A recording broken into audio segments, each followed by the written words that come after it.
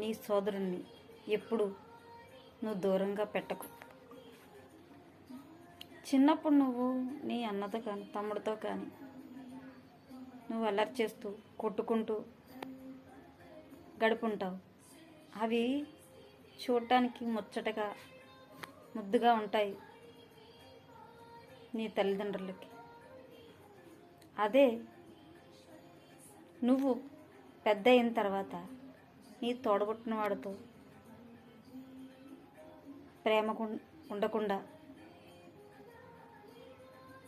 నీ తోడబుట్టిన వాడి గురించి తెలిసి నువ్వు ఎవరో చెప్పారని ఏదో విని నీ తోడబుట్టిన వాడిని నువ్వు దూరంగా పెడితే నీ తల్లిదండ్రులు తట్టుకోలేరు, నీ తోడబుట్టినవాడు తట్టుకోలేడు. ఎందుకంటే చిన్నప్పుడు నువ్వు తన సోదరుడివే, పెద్ద అయిన తర్వాత నువ్వు తన సోదరుడివే, తన శత్రువు కాదు.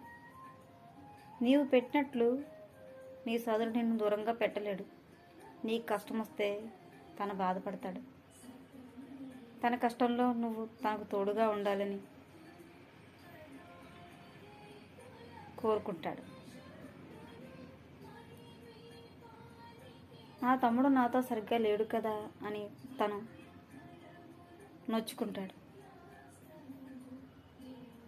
నీకు నీ సోదరుడు నీ పక్కన ఉండగా తన విలువ నీకు తెలియదు.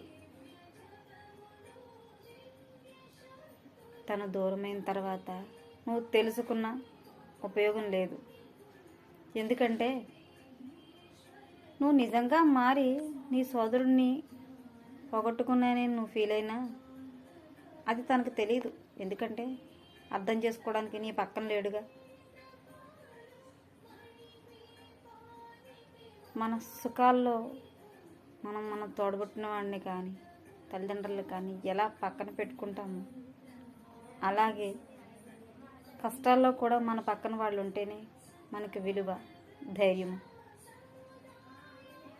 అందుకే ఎప్పుడు నీ మంచి కోరుకుని నీ తోడబుట్టిన వాడిని దూరం చేసుకోకు.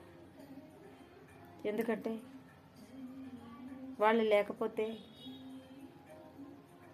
నీ మంచి కోరుకునేవాళ్ళు, నీకు సపోర్ట్ చేసేవాళ్ళు నీ పక్కన ఎవ్వరూ ఉండరు.